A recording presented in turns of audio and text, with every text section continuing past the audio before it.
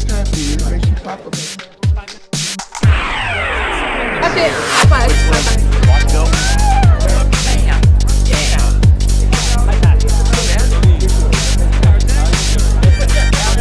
Maybe think get me on my A game. Cool. Hi, I'm super sunburned.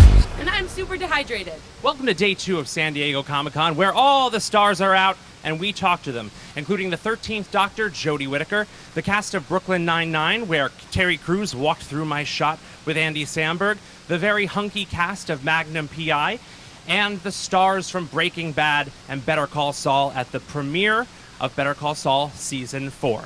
Plus, I got to interview Rachel Bloom from Crazy Ex-Girlfriend and force her to hug me. All that and more here in San Diego, where Comic-Con is amazing. Let's do it. I'm Xfinity's David Onda, and I am here with Patient 7 from The Passage. Patient 7, what's Mark Paul Gosselaar like? What is it that makes this show special and sets it apart from everything else you've done in your career? Story. It's the connection to story. It's the attention to detail. It is the sussing out or the investigation of character and one character's relationship to another. And then that overall character's relationship to the whole show and what it's trying to say. This is something that most TV shows are not so particular about. They're trying to please an audience. This show doesn't look at the audience to please them. It looks to tell a great story. It happened to link up with the audience's expectations and their interests. But for me, this has been a journey of a lifetime to be in this particular show playing this iconic character. So when you look ahead to the season of Better Call Saul coming, and you see the fans and the way they react, what is something that you're excited for them to see in the season ahead? I'm excited for them to see how the manipulation of the relationship between Gus and Nacho can be, the manipulation of what's really inside Jimmy McGill's head.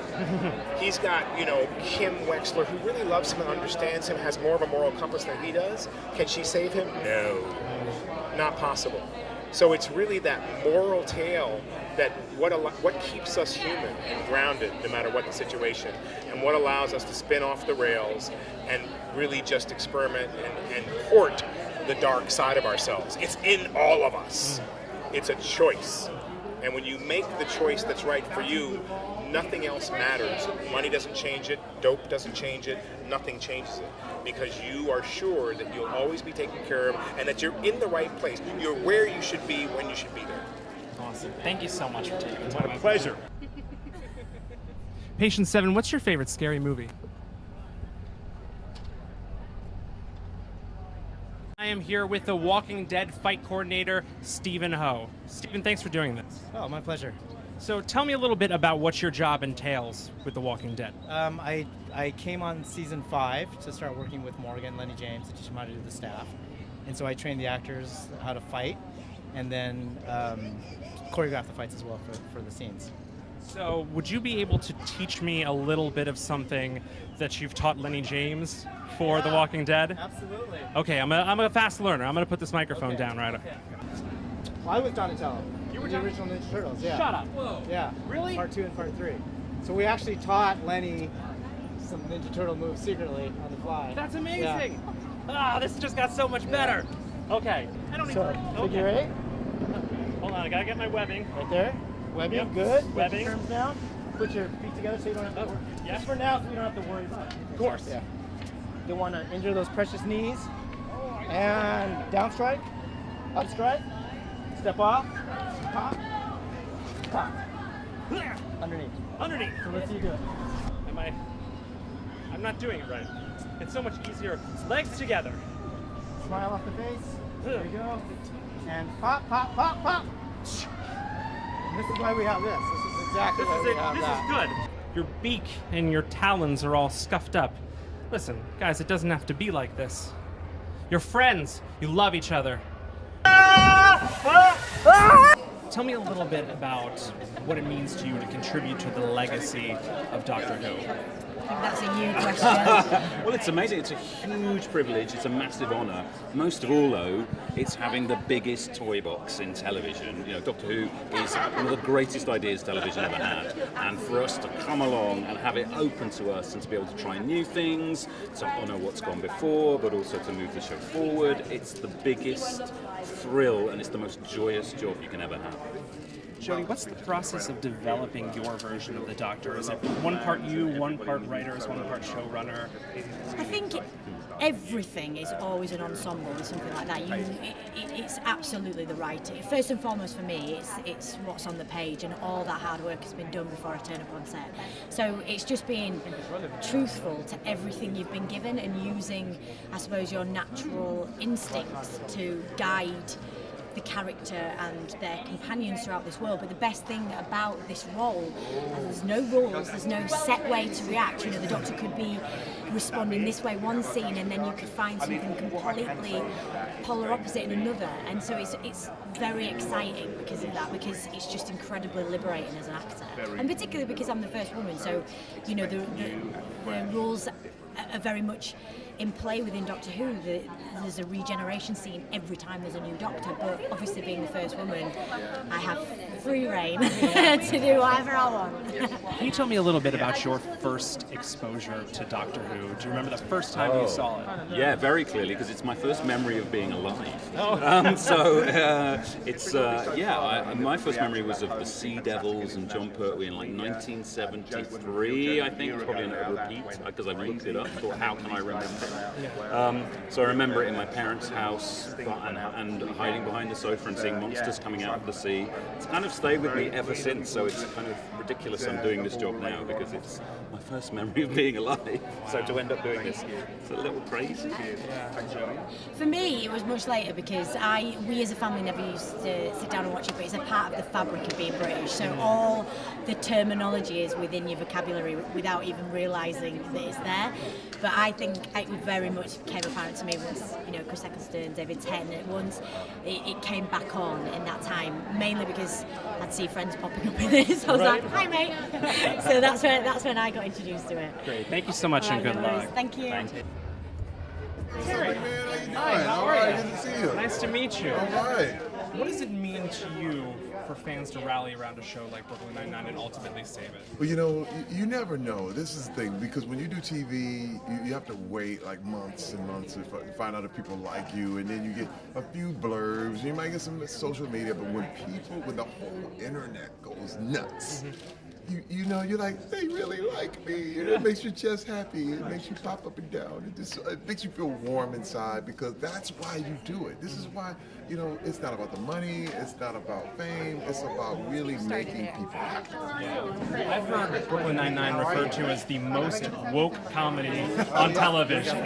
What is it about this show that is so important for today's climate and the world we live in today? Well, I mean, all you have to do is look at comedies in the 80s and 90s, and you will cringe. You will go, oh my God, you know, I can't believe how insensitive they were, how callous it was. I mean, you know, you look back and just look at some stand-up comedy from that time, and you're like, oh my God. And then when you look at our show, and you realize we took the harder way. It's much harder to be funny without being callous or being cool, because it's an easy laugh. So we never took the easy way out, and it's worth it. And that's why it's really, really woke. That's what it's about. Well, I can't wait for the new season. Welcome to NBC. So good. Thank you, sir. Man. Take care. Give us a smile, Patient 7.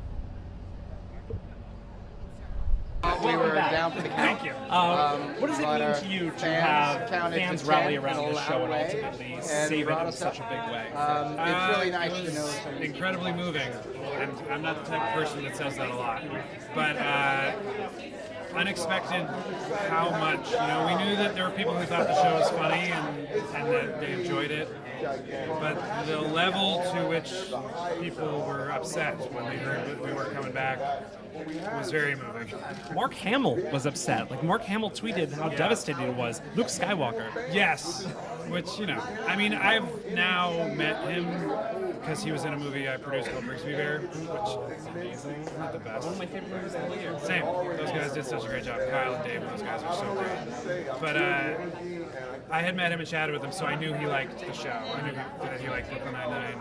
But just the fact that him and people like, Lin-Manuel Miranda and Sean Astin and Guillermo del Toro, these like incredible, talented people who have been an admirer of their work for so long, bothered to take the time out of their day to champion the show and say nice things about it, and ultimately I think really helped with the momentum of getting us picked up. Now that you've been given this new lease on life, what do you do with it? Where does Jake's story go? Where does Amy's story go? Where do we go from here? Yeah, it's an interesting question. On the one hand, you want to be consistent with what we've done to this point, and you also want to make sure that the episodes on a new network also include hopefully some new viewers as well, but you don't want to repeat yourself. So it's all right, Terry. It's just the middle of a very, very important interview. It's fine. It'll be just a quick blur. It'll be a quick blur in the foreground. And you'll be like, what was that? And they'll add a little like alien sound effect, and we'll all be freaked out. Was it what we were talking about? Oh, what to do with the next season. I mean, I think we obviously have to pay off the whole storyline, whether or not he is going to become commissioner. I think we're going to see Jake and Amy experiencing the early stages of married life. I think we're going to continue seeing Rosa's path of coming out as bi evolve and change, and all the other stuff that we've sort of had as our bread and butter things. Good camaraderie, good friendships, good relationships, hard jokes. We're so happy to have you. Thanks for a great series. Thanks, man. Patient 7, what's the first TV show that you binged?